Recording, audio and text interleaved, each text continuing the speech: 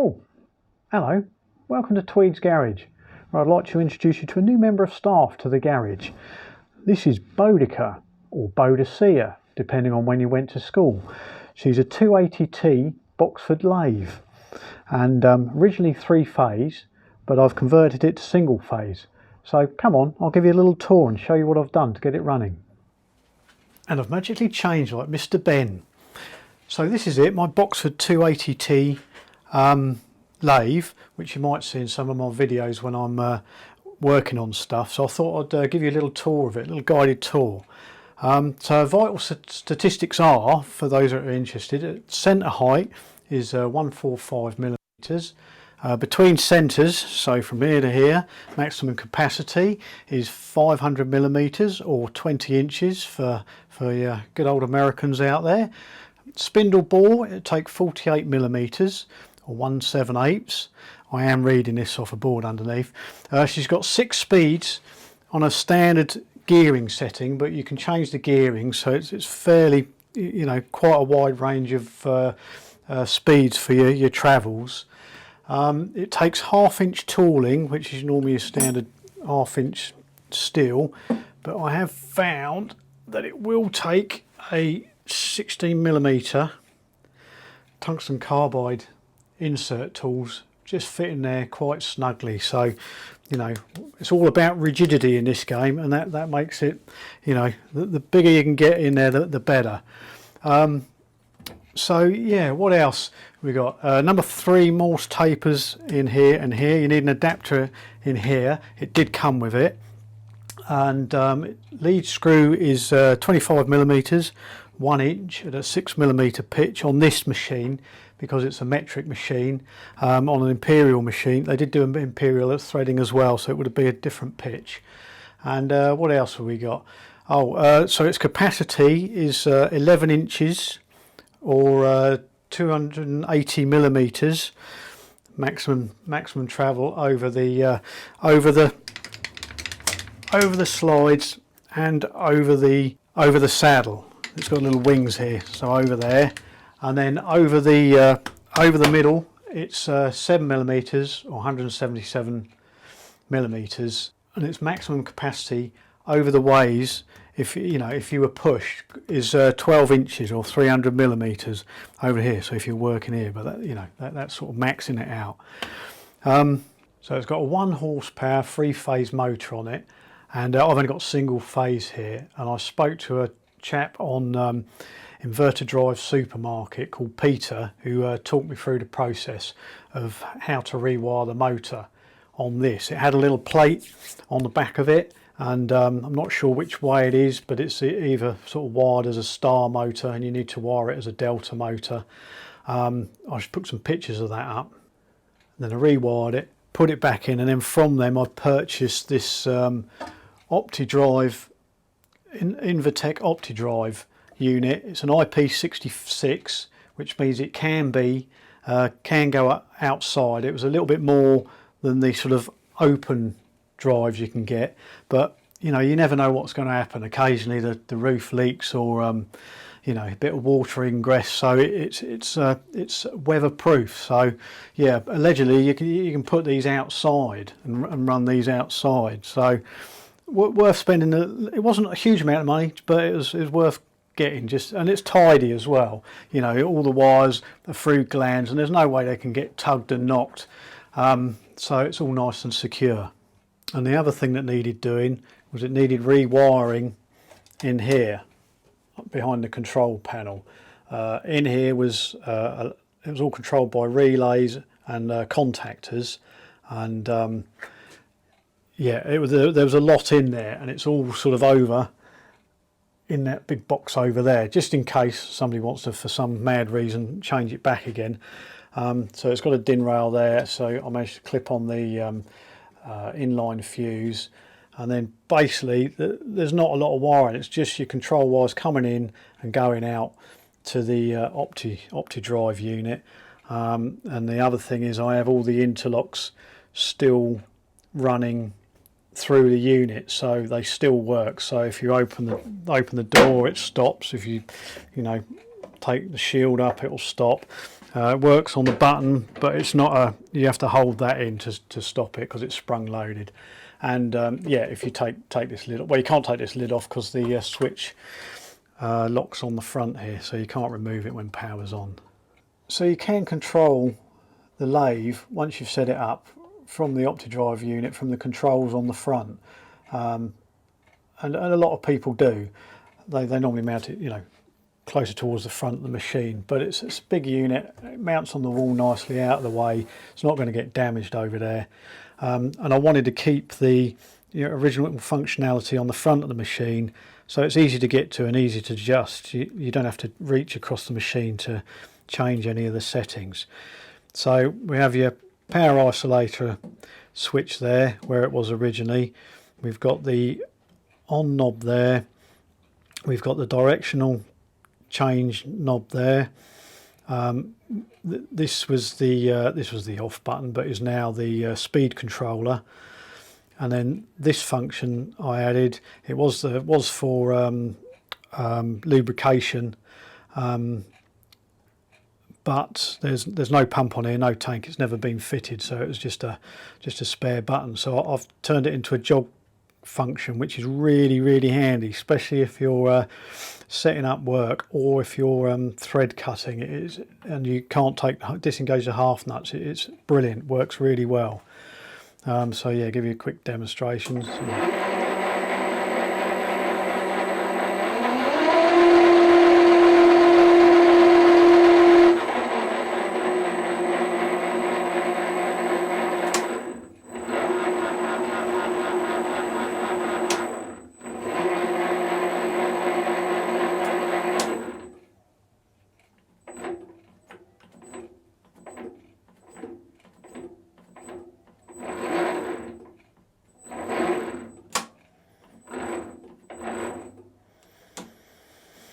So that's a really handy function. I didn't use it much to start off with, but once I started doing thread cutting, I use it a lot.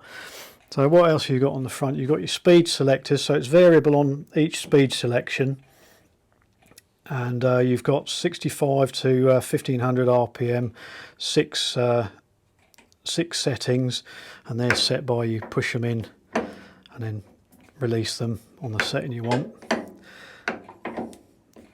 And sometimes it's working today, but sometimes you have to give the chuck a spin to get them in.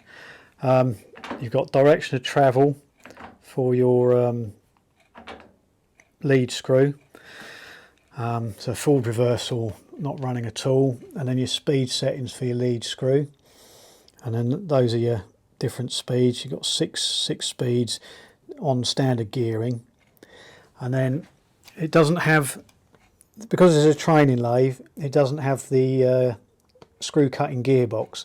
The bigger machines have three levers here for selecting your screw cutting, but to be honest, it's not much of an issue. I'm used to it because I had a Chinese lathe with change wheels, but that was a pain in the bum. But these, you know, you got really good access there.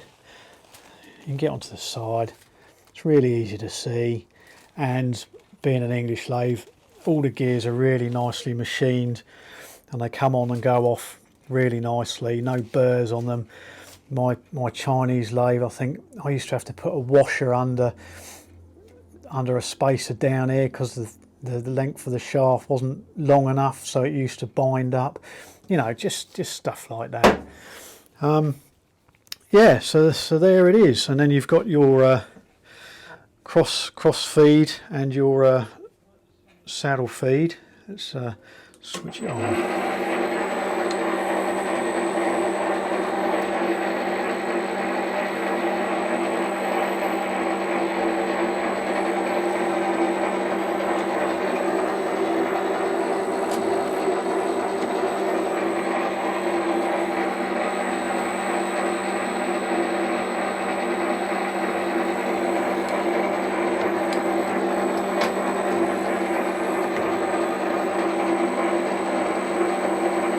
And then you've got your screw cutting feed.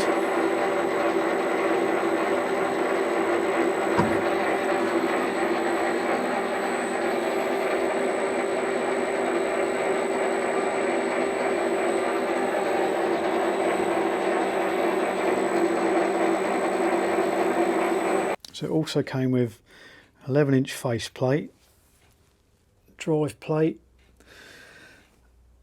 a 4-jaw chuck, which is like brand new. I don't think it had ever been used. It's a nice little chuck actually.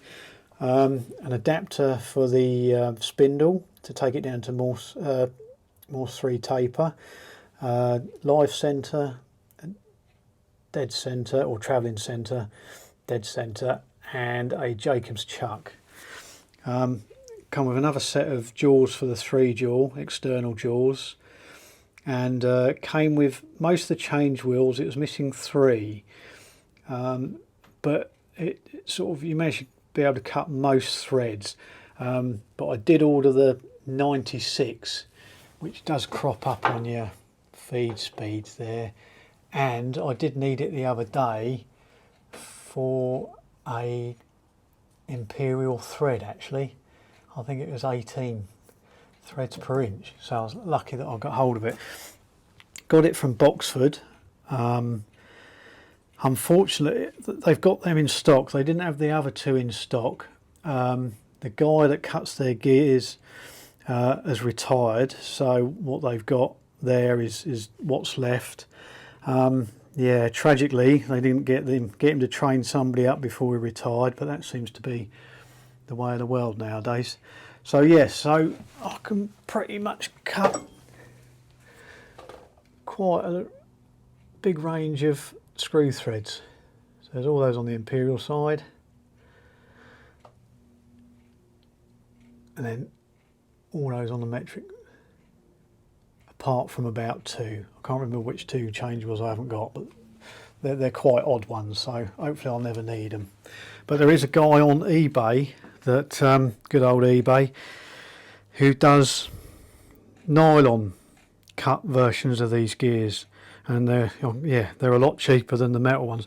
But if you're not cutting threads very often, you know, for £12, it's possibly worth buying them. So I might get the last 2, so I've got the full set. So the only improvements I've done is I made a chuck key for the cam locks for the chuck, because it didn't come with one. So I made that, and then stealing the idea from A-Bomb 79, he had these on all his machines, just a couple of tubes on a flat plate. He had them mounted at the back of the machine, but I wanted to sort of utilise all the space on the top, so they're just mounted on the side of the box there. So just fixed on the side there, and yeah, really handy, because you know where they are when you glance up, and then you won't do, yeah, as it's a training lathe. I think this chuck key has gone across the workshop many times, judging by the state of the handle when I got it. The other things I've done, just changed the cover for the back of the spindle to cap head bolts, because they were tiny little 8mm bolts, so you had to fiddle around with a spanner, so you can just do it with an Allen key. Like all the other locks on it are Allen keys, you know, so just have me set up there, and makes it easy. Nice clear indications. I mean, this is the thing, there's a difference between a British machine or an American machine and some of the Chinese lathes. It's just the finishing off, you know, the markings on the tool slide, you know, and the cross slide, you know, really nice. And this is really, you know, they're really handy, especially if you're sort of turning something to length and you're not being really accurate, but you know, down to close as on the millimetre. That is excellent. You can set your tool against the work, and then move your indicator so you want to go in, you know, 10 millimeters, and then off you go. Yeah, that's really handy. Yeah, and like the American lathes as well, the 0 degrees is in the right place rather than sort of round here, that the import lathes, as the Americans call them, tend to stick them. Nice marks, and a decent mark on the bottom there, so you can line it up. So I had a Chinese lathe, and I had it for nearly 20 years, and at the time it was what I could afford, and it was good. It was okay. I'd done a lot of work on it, but I was always working round its bad finish. It just didn't quite work properly, and I tried doing I think I cut about 4 threads on it in all the time I had it, because originally the half nuts, they were cast in white metal, and they were cast obviously on the lead screw, like a relief of the lead screw, and that was a square cut with the tops knocked off, and it just didn't go in. It didn't sit on top. So I got bronze split nuts for it. That sort of improved it a little bit, but it would always jump out, just when you sort of get into the end of a thread, or you're doing a second thread, the half nuts would jump out, and then you'd lose your place, and because it was sort of inaccurate, it was really difficult to start again. So it just got to the point that I was spending hours working around its inadequacies. And when you're working all day, the last thing you want to do in the evening, when you haven't got a lot of time, is spend it setting up work unnecessarily. So I looked at bigger Chinese lathes, and I thought, well, at that price I could get a decent English lathe. And then this one just happened to turn up. Okay, it's a training lathe, but it doesn't have the gearbox here that some people like. But if you've done change wheels, it's not a problem. It doesn't, the amount of threads you cut, unless you're cutting threads all day, you really don't need it. You can just get by with the change wheels, and a lot of the threads use the same change wheels anyway, so it's not an issue. And they do it on a training lathe, so you learn about what gears you need for what threads, just to get you into that kind of mode. So if you went from one engineering workshop to a machine that had a gearbox, and then one that didn't, you'd know what you were doing. Yeah, am I pleased with it? Yeah, really pleased with it. It's the engineers talk about rigidity of machines, and it's not until you experience it. I had a smaller lathe. I'll see if I can find a picture and put it up for you, which was okay, but you were always battling chatter and work jamming and flying out the chuck and all sorts. And then turning on this, the first couple of times I used it was just a revelation. Just the finish of work you could get, and parting off is not as terrifying as it was on the other lathe. And I've also started tackling thread cutting on it, and because it works, it is easy to do. It's easy to learn. But if you've got a machine that's always fighting you, you always veer away from it. So it's got to the point I had some engine studs made, and they were just too tight. The threads were too tight on the end, so I managed to put them in the forward jaw, zero them in, and then line up my thread cutting tool that I ground up for them, and engage the half nuts, and run across the threads a few times, take a few thou off, and then try them, and done each one like that, and it worked a treat. Use the jog button, so you just hold the jog button in, tool goes across, and then as soon as you get to the end of where you want the thread to go, just let go of the tool, the jog button, and it'll stop, and then you just change direction, pull the tool out, feed it the other way, and then stop, feed the tool back into your next cut, change direction, hold it in, off you go, backwards and forwards. Brilliant, really worth doing. Yeah, can't think of what else really. So yeah, you'll see it in the background, or you'll see me turning stuff up for projects that I'm working on. So I just thought you'd like to see it. All the other thing I did do an oil change on it.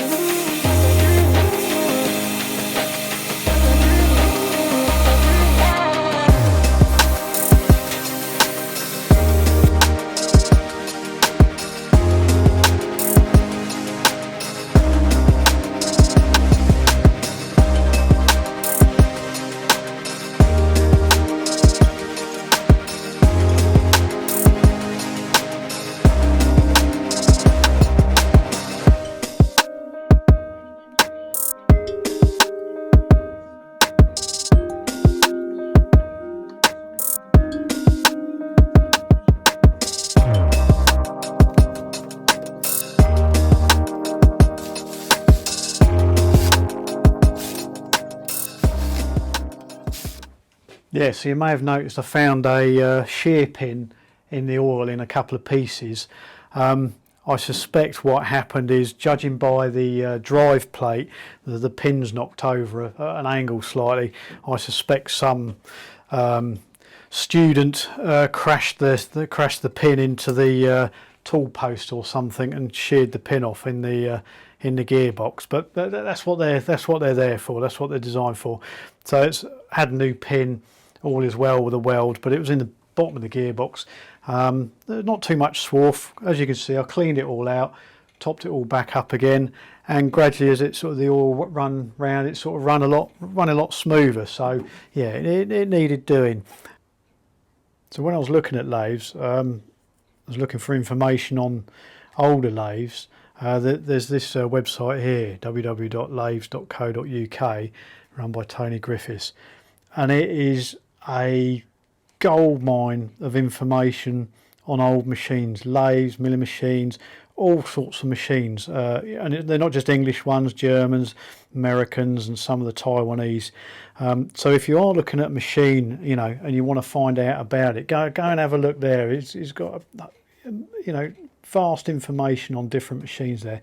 But also, for a lot of machines, he does do reprints of the manuals. I mean, this wasn't particularly cheap, but they're printed on like a gloss paper, you know, that doesn't take oily fingerprints. And not only do you get the manual, but there's also I think there's a parts diagrams, and then at the back there's all the brochures for all the different machines and all the specs. So it's quite handy, and it has proved invaluable, because they always say RTFM, you know, read the flipping manual, because I was looking on here, so for the thread indicator, and you've got, you know, A's, B, C, D on there, but when you actually look on here, all you've got sort of A's and B's. And I just couldn't work it out. Kept looking at it and thinking, well, how do you do the other ones? Read the manual. What you do, pull it out, and then you've got B, D on the back ring there.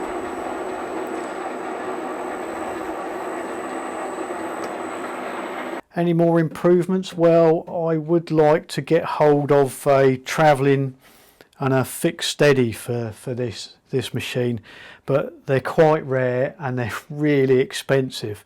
So looking at them, they're not overly complicated, so if I really desperately needed one, I'm sure I could sort of make something up that would do the job, or keep my eye out for something that I could possibly adapt. But yeah, they're just crazy money. You could buy a small Chinese lathe for the price people want for them. Other improvements, yeah, they do. There is a tray at the back on the splash tray on some of them, so I'm going to make up a little tray at the back just to put the changeable tool holders on, rather than having them up there. They're all right up there, but you know, they can get knocked off. Yes, so there you go. Don't think there's anything else. Hope you enjoyed the video. You know what people say, subscribe if you want to, and then you might see some more videos coming along. There's going to be some more, an update on the Riley, which I'm going to do after this actually. Yeah, and then there's other things floating around. Okay, so see you again.